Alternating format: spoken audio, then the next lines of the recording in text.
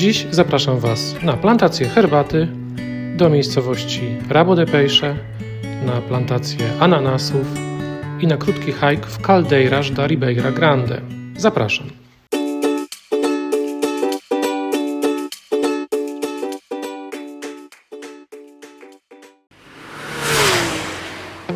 Przygód ciąg dalszy. Właśnie złapaliśmy gumę i czekamy na assistance. Dobra, muszę przyznać, że lokalna wypożyczalnia MIG Auto się spisała. W ciągu pół godziny dostarczyli nam nowe auto, więc startujemy nowym bolidem.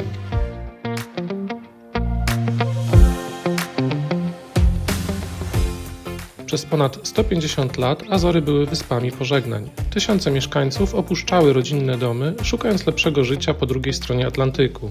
Najczęściej wybierali Stany Zjednoczone i Kanadę, gdzie osiedlali się tam, gdzie wcześniej dotarli krewni lub znajomi. Tak powstały całe portugalskojęzyczne dzielnice, w których tradycje Azorów przetrwały przez pokolenia. Dzieci emigrantów dorastały jednak pomiędzy dwoma światami. W domu mówiło się po portugalsku, a w szkole po angielsku. Dla wielu oznaczało to życie na pograniczu dwóch kultur i poczucie, że nigdy nie są do końca u siebie. Dziś na świecie szacuje się, że żyje ponad 1 milion osób o azorskich korzeniach, czyli 4 razy więcej niż na samych Azorach. Dobra, przyjechaliśmy teraz na plantację herbaty. Teraz zobaczymy, jak to wygląda tutaj na Azorach.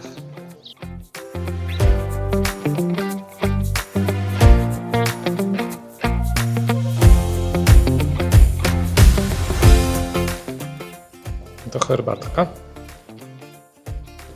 To jakaś maszyneria do przygotowywania herbaty. Muszę dodać, że tutaj unosi się taki piękny zapach suszonej herbaty.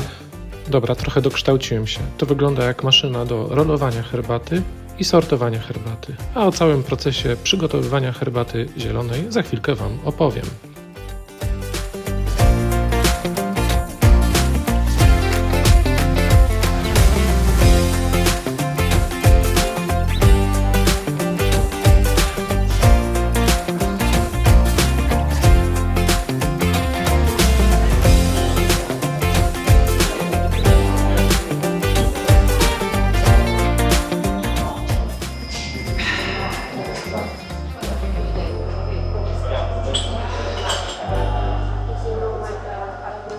Panie Sebastianie, proszę powiedzieć, jak smakuje herbatka? Jest bardzo pyszna. A jak walory takie aromatyczne? To chyba jest zielona herbata. Nic więcej nie mam do dodania.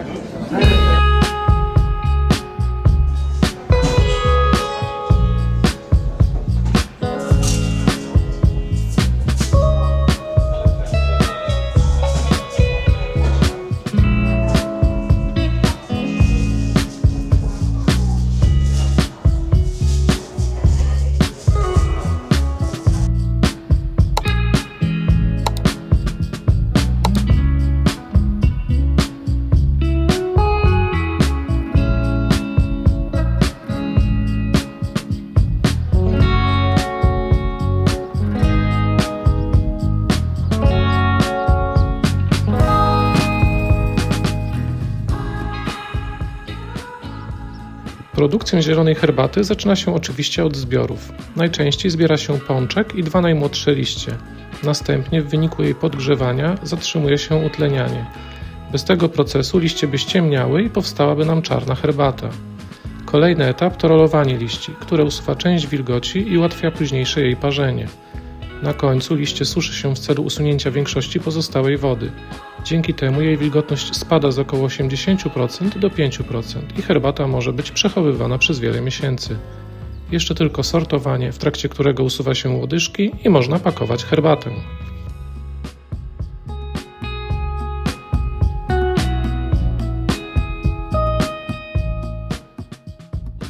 São Miguel to jedyne miejsce w Europie, gdzie od ponad 140 lat produkuje się herbatę na skalę przemysłową. Jej historia zaczęła się od katastrofy. Gdy choroby zniszczyły słynne azorskie sady pomarańczowe, mieszkańcy musieli znaleźć nowy sposób na życie. Tak narodziła się herbata, która do dziś jest symbolem wyspy. Dawniej na São Miguel działało kilkanaście fabryk herbaty. Dziś zostały tylko 2. My zwiedzamy plantację Goreana, która działa nieprzerwanie od 1883 roku. Guareana wykorzystuje maszyny mające ponad 100 lat, które nadal są częścią codziennej produkcji. Dobra, spadamy z Guareana i jedziemy do Rabo de Peixe. Rabo de Peixe to jedna z największych miejscowości rybackich archipelagu. Mieszka tu około 9000 mieszkańców. Przez wiele lat Rabo de Peixe było uznawane jako jedna z najbiedniejszych miejscowości Portugalii. Wynikało to z wysokiego bezrobocia, niskiego poziomu wykształcenia oraz problemów z uzależnieniami i przestępczością. Przez pokolenia niemal całe życie gospodarcze opierało się na rybołówstwie. Gdy połowy zaczęły przynosić mniejsze dochody, wielu mieszkańców miało trudności ze znalezieniem alternatywnego zatrudnienia. A ponieważ Azory leżą w pół drogi pomiędzy Ameryką Południową i Europą, to przemyt narkotyków do Europy zwykle odbywał się przez Azory. W okolicach Rabo de Peixe jest wiele fiordów i zatoczek i dlatego też wielu dawnych rybaków zainteresowało się tą działalnością.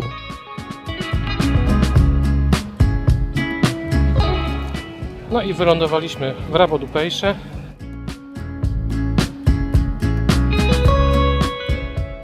Najgłośniejszym wydarzeniem w historii miejscowości był rok 2001, kiedy to podczas sztormu u wybrzeży Rabo de Peixe rozbił się jacht przemycający ponad pół tony kokainy.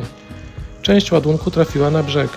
Niektórzy mieszkańcy początkowo nie zdawali sobie sprawy, czym jest biały proszek, a później narkotyk błyskawicznie rozprzestrzenił się w lokalnej społeczności, prowadząc do fali uzależnień i problemów społecznych.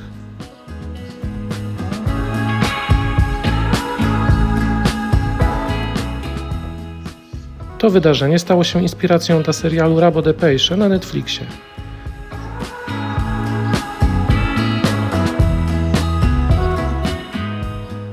Sama nazwa Rabo de Peixe, rybi ogon, mogła pochodzić od jednego z przybrzeżnych punktów przypominających rybi ogon, który jednak już znikł z powodu ciągłej erozji. Tak się nam prezentuje Rabo de Peixe.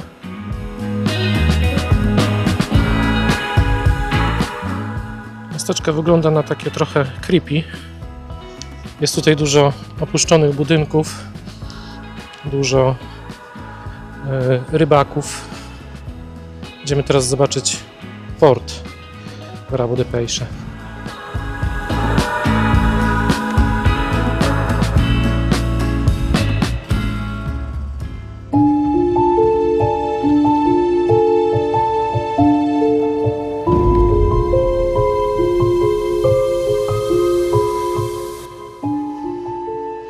Rabo de Peixe jest dość przerażające. Mnóstwo tutaj ludzi siedzących na ulicach. Wygląda to jak jakiś slums. Dlatego zdecydowaliśmy się wrócić do auta.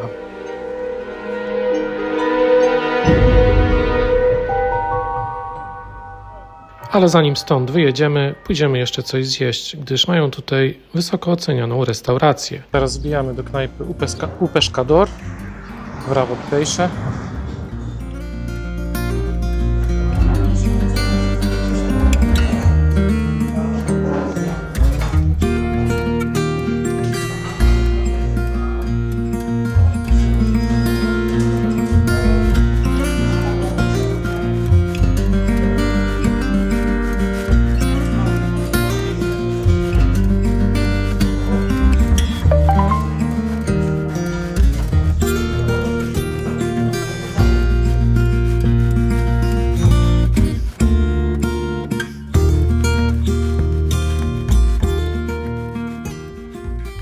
Dostaliśmy tutaj narzędzia zbrodni, m.in. do spożywania mariscosów.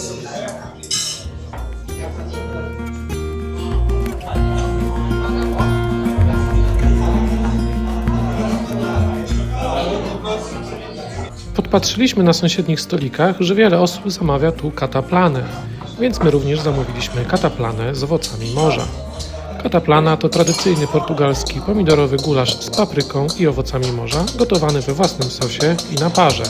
Zaraz będziemy degustować.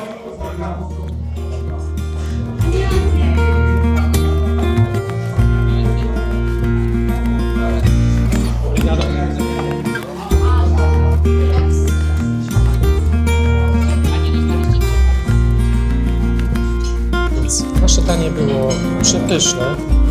Znajdowały się tam kraby, nawahasy, czyli te brzytwice, małże, mejillones, sercówki, fragmenty kalmara, ziemniaczki i wszystko było bardzo pyszne, o czym świadczą nasze zadowolone miny i pełne brzuszki.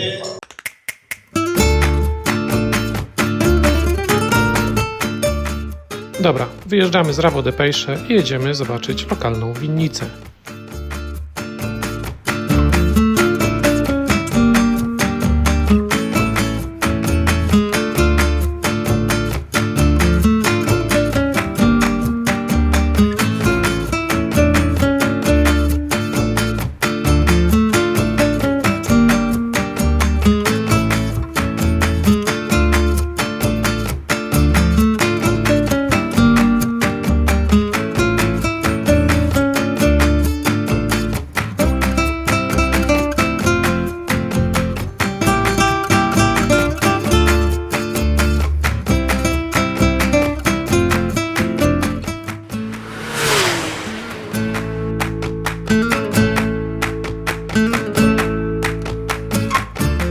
A oto nowy pojazd, którym przemierzamy wyspę São Miguel. Poprzedni uległ awarii.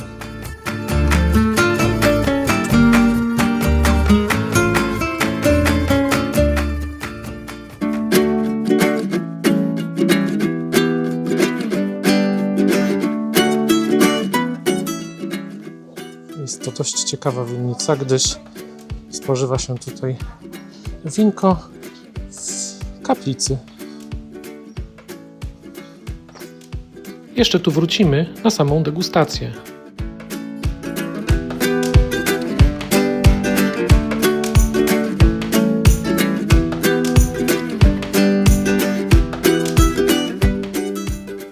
Quinta da Jardinete to niewielka rodzinna winnica położona w Fenais da Luz na północnym wybrzeżu São Miguel. Wino rośnie tu na wulkanicznych glebach osłoniętych bazaltowymi murami i wysokimi żywopłotami, chroniącymi przed silnymi wiatrami z Atlantyku. Klimat jest tu chłodny i morski z dużą ilością bryzy.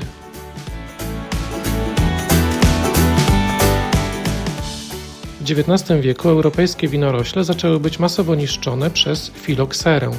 Szkodnik ten uszkadzał korzenie i roślina stopniowo zamierała. I wtedy pojawiła się amerykańska alternatywa, gdyż okazało się, że amerykańskie winorośle są odporne na tego szkodnika. A resztę historii opowie Wam nasza przewodniczka. So what we do now is we plant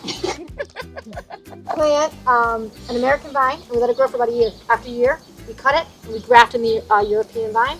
We're also a very low intervention vineyard, so we try not to treat with pesticides. We try to do it as organic as possible. So one of the things we do is we plant rose bushes in front of the vines. What these do is they act as an early indicator. So the winemaker will come out and check the roses every couple of days to make sure there's no insect infestations, no fungus, no pests, anything of that nature. Because if the rose bush gets infected, we can treat it or address it before it becomes a problem for the vines. Typically, we harvest beginning in August, starting with white wine grapes. Harvest is August and September. And the winemaker specifically hires women from a small fishing village about 10 minutes away called Rabo de Peixe. We're a very small vineyard, so about 5 hectares in its entirety, with 12.5 acres. So we only produce about 12 to 15,000 bottles a year. So having the hand-picked grapes is probably you're not going to find a lot of vineyards because they're not as small as us.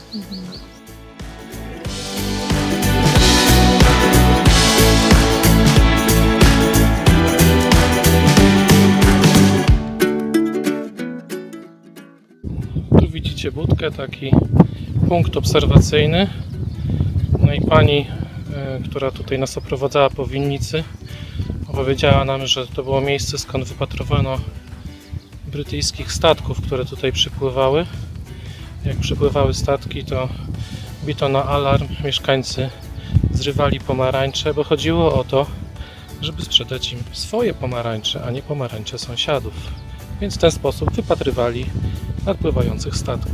Musicie przyznać, że jest tutaj pięknie, po prostu pięknie.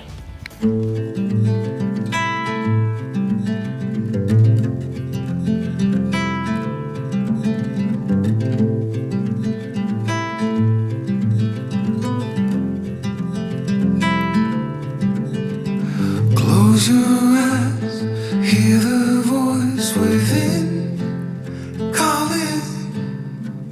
This heavy load got under your skin. All in, you got the white knuckles holding on it tight, keeping your feelings bottled up inside. Heading for collision in the night. To really live, you gotta die. Breathe in, breathe out. So the first wine we have here is a white wine blend. This is Chardonnay and Pinot Blanc grapes. Have you guys tried Vigno Verde wine?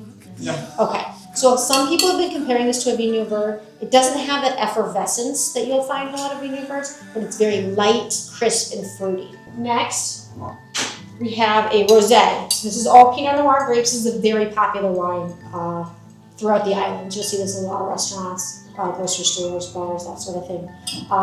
Very fruit-forward, strawberry, red raspberry flavors. Really nice summer drinking wine.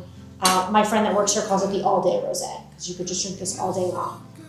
Jesteśmy w trakcie degustacji win. Na początek poleciało wino typu Verdejo, ale nie było ono może najsmaczniejsze, natomiast kolejne wino, jakie degustujemy, to jest to wino różowe i ma ono tutaj taki posmak lekko kwiatowy. Jest bardzo dobre, także jeśli będziecie w tej winnicy, to zapraszam chętnie tutaj. Hey, come alive. Breathe in. Dobra, powoli teleportujemy się na plantację ananasów. A teraz przyjechaliśmy na plantację ananasów w okolicach Ponta Delgady. Wchodzimy.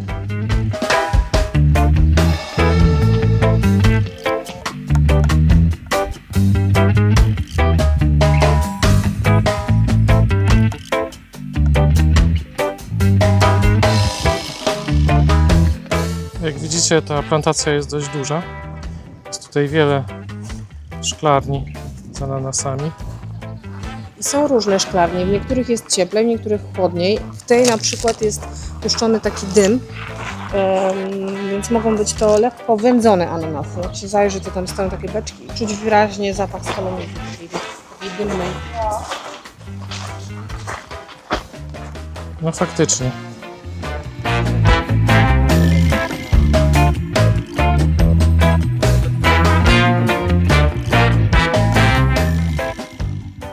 Tu, proszę Państwa, możecie zobaczyć ananas baby. Spróbuję podjechać z kamerą tutaj bliżej. Nie wiem, czy widać. O, tu jest ananas baby. Więc widać, jak one jakby od małego się rozrastają do coraz większych. Tam z tyłu są już takie średnie, które są już całkiem spore, tak jak z tyłu widać.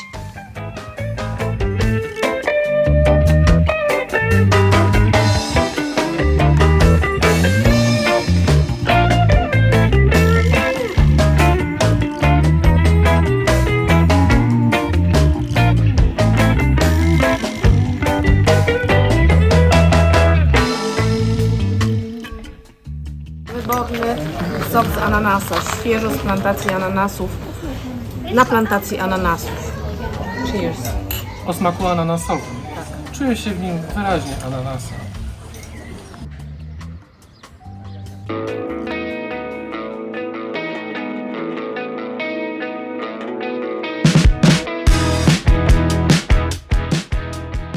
Wracamy do naszej miejscowości Villa Franca do Campo przez Ponta Delgada. Jak widzicie, pogoda się tu zmienia dość szybko. Moja obserwacja jest taka, że po pierwsze, temperatura w dzień i w nocy jest niemal identyczna, około 20 stopni Celsjusza, a po drugie, to niezależnie z jaką pogodą zaczyna się dzień, to przynajmniej w Villa Franca codziennie po południu, powiedzmy tak od godziny 15, jest piękna pogoda. Świeci słońce i można się śmiało opalać.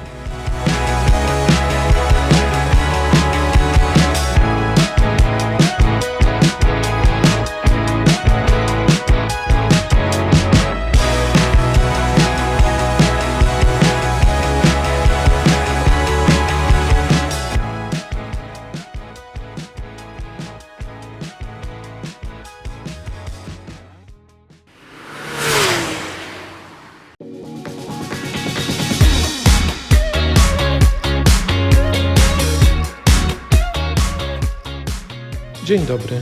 Dziś pogoda nas nie rozpieszcza, ale kierujemy się zasadą, że 5 km dalej może się wypogodzić. Dlatego też jedziemy do Caldeiras da Ribeira Grande. Zrobić krótki hike do wodospadu Salto do Cabrito i skorzystać z lokalnych term. Do Caldeiras mamy 20 km lokalnymi drogami, trasa powinna zająć nam około 20 minut. Caldeiras to mniej znana perełka wyspy São Miguel. Można tu zaobserwować podobne zjawiska geotermalne jak w Furnas, ale w znacznie spokojniejszej atmosferze. Miejsce to jest świadectwem aktywności wulkanicznej masywu Vulcão do Fogo, który ukształtował środkową część wyspy.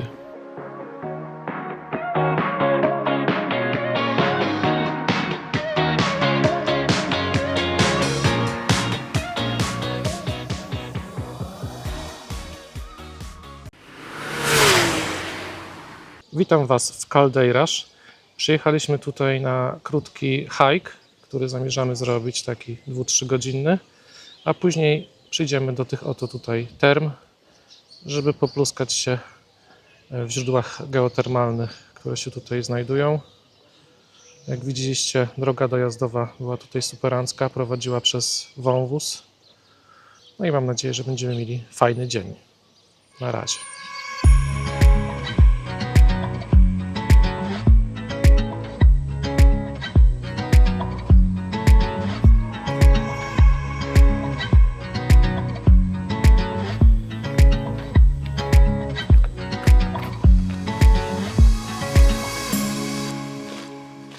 No patrzcie, jak tu jest pięknie. Idziemy sobie wąwozem, szlakiem do wodospadu. No, wygląda to naprawdę pięknie. Cisza, spokój, ptaszki ćwierkają. Hike do wodospadu Salto do Cabrito ma długość 7,5 km i powinien nam zająć około 2,5 godziny. Po drodze można zobaczyć instalacje geotermalne przy elektrowni Pico Vermelho, wykorzystującej gorącą wodę i parę wydobywającą się z głębi ziemi do produkcji energii elektrycznej, oraz stalowy rurociąg, którym to zimna woda z zapory Farza do Redondo transportowana jest do pobliskiej elektrowni wodnej. Azorczycy od ponad 100 lat wykorzystują dwie odnawialne energie jednocześnie: energię spadającej wody w postaci hydroelektrowni oraz geotermalną energię wnętrza ziemi.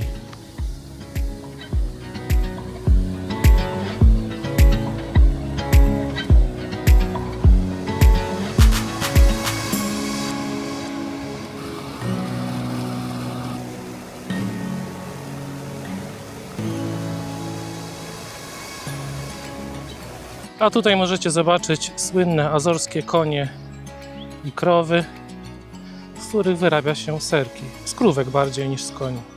A przed nami elektrownia geotermalna na Azorach. Jest tutaj pozyskiwana energia dla całej wyspy.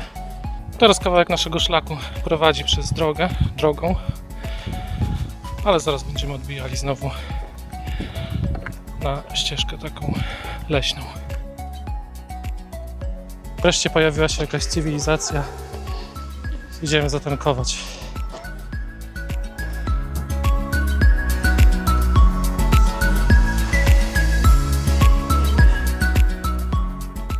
Płyny uzupełnione, można iść dalej. Mamy teraz ostre zejście w dół, żeby za chwilę znowu podchodzić do góry, ale tak to bywa w górach.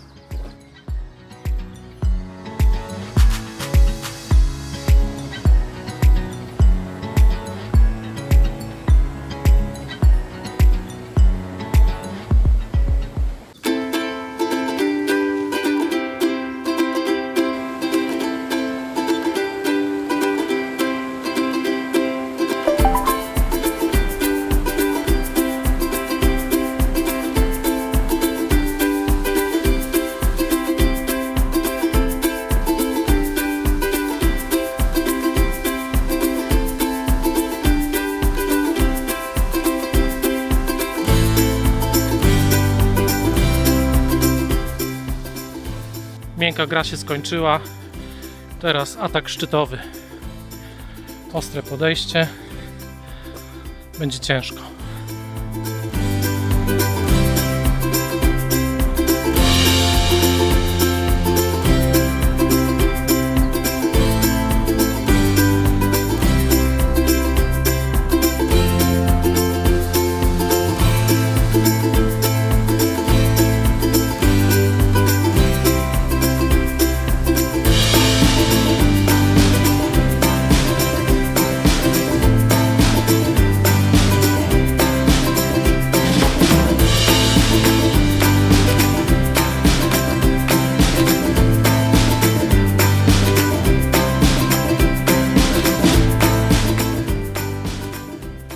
Najtrudniejsza część szlaku chyba już za nami. Teraz się już powoli robi mniej stromo, w sensie podejścia. Idziemy dalej, powoli na parking. Zobaczcie, tu mamy taki mały furnaż. Nie wiem, czy to widać na filmie, ale wylatuje stąd dymek z lekkim smrodkiem, czyli widać, że są pod nami wody termiczne. Dobra, powoli kończymy nasz hike. Zrobiliśmy go w 2,5 godziny. Mapka pokazywała, że zajmuje on od 2 do 3 godzin. Jak widać, troszkę zmęczeni. Jedziemy właściwie do pobliskiego miasteczka na jakiś obiad. A miasteczko widzicie tam daleko z przodu przed nami.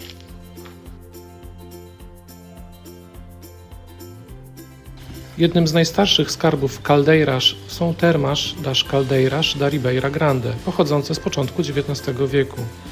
To najstarsze działające termy na wyspie. Woda w nich ma około 40 stopni Celsjusza i jest bogata w minerały. Generalnie nie ma tu rezerwacji, wchodzi się jeśli są wolne miejsca, nie ma tu jako takich schowków na rzeczy, ale dostaje się koszyk na ubranie, który można postawić w pobliżu wanny w zasięgu wzroku.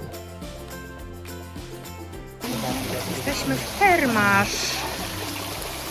Termas Azores. Tam się ludzie kąpią i tutaj. Panie Sebastianku, jak jest? Jest gorąco, jest bardzo ciepło. Ciężko tu wytrzymać. A teraz jedziemy do miejscowości Ribeira Grande na jakiś lunch. W Ribeira Grande są baseny miejskie, które tak oto się prezentują.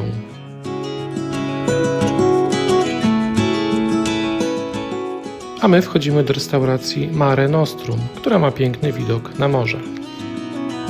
Hey, I heard you want to leave this place where we grew up. This old town, just put it all behind. Remember you and I would always find somewhere to hide when we were kids, so we could see and hear the water run. The river's gonna cry when you're gone.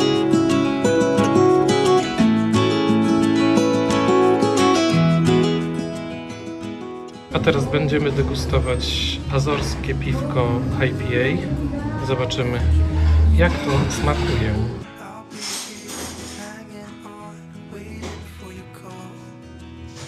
Pyszne, bardzo dobre IPA, takie gorzkawe, ale bardzo dobre. I wjeżdża tatar z tuńczyka, muszelki kokinas, bacalhau à la brache i sałatka. Pani Justyno, jak smakuje tatar? Tatar z tuńczyka, zamarynowany w jakiejś takiej ostrej marynatce z oliwą, z chili, z jakimś lokalnym też chyba sosem, z kolendrą albo natką pietruszki. Spróbujmy.